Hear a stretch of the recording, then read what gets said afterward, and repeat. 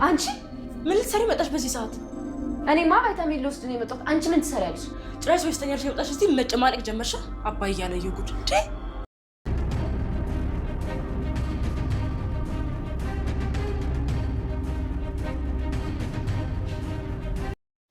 እጅግ አጓጊና እጅግ ልብ አንጠልጣይ የሆነው ተወዳጁ ዳጣ ዛሬም በሚገርምና በሚደንቅ ሁኔታ ቀጥሏል። ሰላም የተከበራችሁና የተወደዳችሁ ውድ ቤተሰቦች በያላችሁበት ያላችሁ ሰላማችሁ ይብዛልኝ። ፕሊዝ ለቤት አዲስ የሆናችሁ ደገፍ ደጎማ አድርጉኝ ማለት ነው። አብረንደግ አብጌል ስትቆፍረውና ስታነፈንፈው የነበረው ሚስጥር እጇ ገብቷል። በስተመጨረሻም ናታንን በእጅ አስገባው እያለች ዓለም 9 እያለች እየፈነጠዘች ነው። ናታንም ለዳጣ የዓለም 9 ይሆናል እንጂ ዓለም 10 አይሞላም፣ በፍጹም ለአቢጌል አግቢኝ ብዬ ቀለበት አላደርግላትም፣ ደፍሬም ከንፈሯን አልስምም፣ እሷ እኔን ከአንቺ ልታረቅ አንቺን ልብሽ ልትሰብር ነው የምትፈልገው ይላል። አቢጌል ግን የእውነት እናትና አባቷ እንደሚጎዱና የማይሆን ህይወት እየኖሩ እንደሆነ ቢገባትም ግን አጋጣሚውን መጠቀም ስለፈለገች ነው። ምክንያቱም ናታን የዋህና አስተዋይ ልጅ ስለሆነ እኔ ከተናገርኩ ሰላሙ ስለሚናጋ ቤቱ ስለሚፈርስ ግዴታ ያገባኛል ብላ የጀመረችው ቁማር ነው እንጂ ይህን ያህል ደፍራ እንደማትናገር ነው እኔ የምገምተው።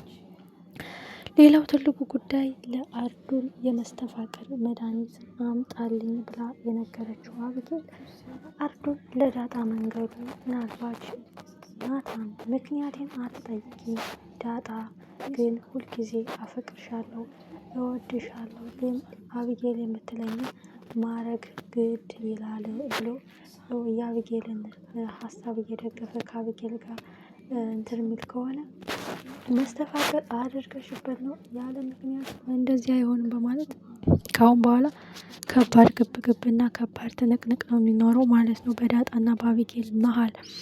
አሁን ትልቁ ጉዳይ የማታውቀው ዳጣ እናቷን በስስት የምናፍቃት ማን እንደሆነች ሳታውቅ በተስፋ የምጠብቃት ዳጣ እናቷ ሰላም እንደሆነች አታውቅም። ስለዚህ ናታንም የተጨነቀው በዚህ ነው። ምናልባት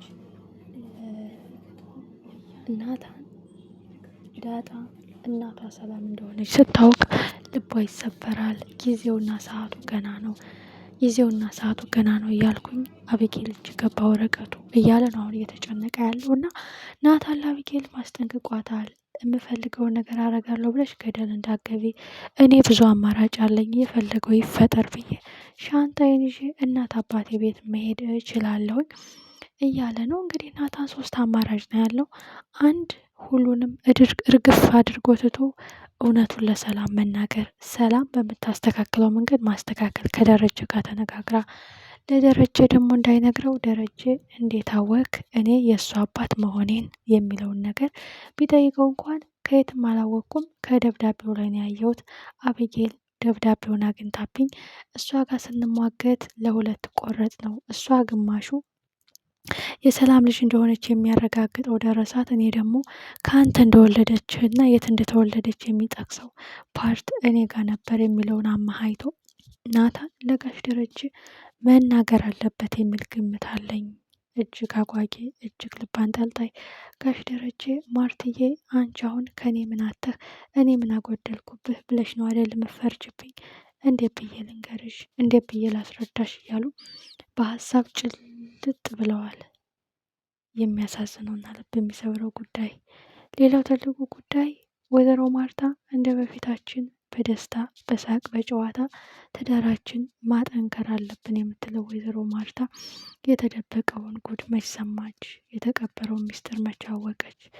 ጉድሽን በሰማሽ ገበያ ባልወጣሽ የሚለው ጉዳይ ሆኗል ማለት ነው። እና ውድና የተከበራችሁ ቤተሰብ አሁን ምን ይፈጠራል የሚለው ጉዳይ ኦልሬዲ ናታን በአቢጌል ሀሳብ ሊስማማ ይችላል። ግን በስተመጨረሻ ሰላም እውነቱን አጋልጣ እውነቱን ተናግራ የኔ ኃጢአት የኔ ጥፋት የኔ ክፋት ነው እንጂ ያንተ አይደለም፣ ዳጣ በልጅነቷ ጡቴን ሳጠባ ጎዳና ላይ አድቃ ብትሰቃይም አንተን እየወደደች ደግሞ ያች የተረገመች አቢጌል እንድትጎዳትና እንድትበቀላት አልፈልግም፣ እኔው እንደፈረደብኝ እኔው ጋፈጠዋለሁ፣ አንተ ከዳጣ እንዳትርቅ ብዬ ያስገባውን ቃል ኪዳን አትጥፍ ብላ ናታንን ሰላም ልታሳምነው ትችላለች ማለት ነው። እና የአቢጌል እቅዷ ይሳካል ወይስ አይሳካላትም የሚለው የብዙዎቻችን ጥያቄ ነው። በድጋሚ ምርመራ ማካሄድ አለብኝ የዳጣንና የአባዬን ብላ ብታስብ እንኳን ባለፈው አድርጌ ነበረ የዲኤንኤን ምርመራ። ስለዚህ ውጤቱ ልክ ነው። የዳጣ አባት አባዬ አይደለም፣ ምናልባች ሲሳይ ከሰላም ወልዷት ሊሆን ይችላል ብላ ልታስብ ትችላለች። አቢጌል እጅግ የሚያሳዝነው ነገር ከአሁን በኋላ ትዕግስቷ፣ እልኳ፣ ሁሉም ነገር አልቋል። በአቢጌል ላይ ያለው ትዕግስት ማለት ነው። የዳጣ አቢጌል እንደ እህት እየቀረብኩሽ እንደ ጓደኛ ለመግባባት እየሞከርኩ፣ አንቺ ግን ከኋላ እየወጋሽኝ ሁልጊዜ በእኔና በናታን መሀል ትገቢያለሽ። አንድ ቤት ሆኖ የማይታያይና ሰላም የማይባባል ሰው የለም። እኔ ግን ታግሼሻለሁ። ዋ እኔ ከጅብ ጋር ታግዬ ጎዳና ቤት አድርጌ ሰማይን ልባስ አድርጌ ነው ያደግኩት። ውሃን ጠብሼ የምበላ ጭው ያልኩ የአራዳ ልጅ ነኝ። እንደ ቤተሰብ እንደ እህት ልኖር ብዬ ነው እንጂ እገልሻለሁ ብላ አስጠንቅቃታለች።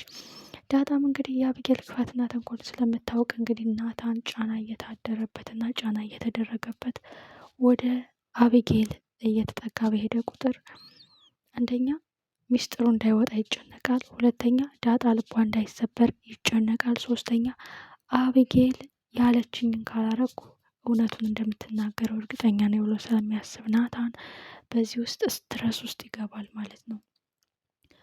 ኦልሬዲ እውነታው ሲወጣ የመጨረሻ የእፍረት የውርደት ውርደት ነው የምትከናነበው አቢጌል። የቤተሰቦችሽ ሚስጥር ትዳራቸው መፍረስ ነው የሚያስጨንቅሽ? አንቺ ናታንን በእጅሽ ማስገባት ነው የሚያስጨንቅሽ? አንቺ ምን አይነት ራስ ወዳድ ነሽ? ተብላ እንግዲህ ወይዘሮ ማርታ እንኳን አጋለጥሽ ሳይሆን ራስ ወዳድነትሽን ያየሁት ብላ እንግዲህ አንቺም ከሌላን የተወለድሽው እንደውም ሚስጥሩ የወጣ አንቺ የደረጀ ልጅ አይደለሽም፣ ከሌላ ወልጄሽ ከሌላ አርግዤ ደረጀን ያገባሁት ከዛ አንቺ ተወለድሽ ብላ የኋላ ታሪክ ልብ የሚነካ ልብ የሚያቆስል ታሪክ ይኖራታል ብለን ተስፋ እናደርጋለን። አቢጌል ራሷ ህይወቷ ላይ ራሷ ጫማዋ ላይ ህመሙንና ስቃዩን ካላየችው ሰውን እየተረዳች አይደለም። ቀጣይ ክፍል ሁላችንም በጉጉት እንጠብቀዋለን። አቢጌል የውርደቷ ቀን ናፈቀኝ። ዳጣና ናታን መለያየት የለባቸውም።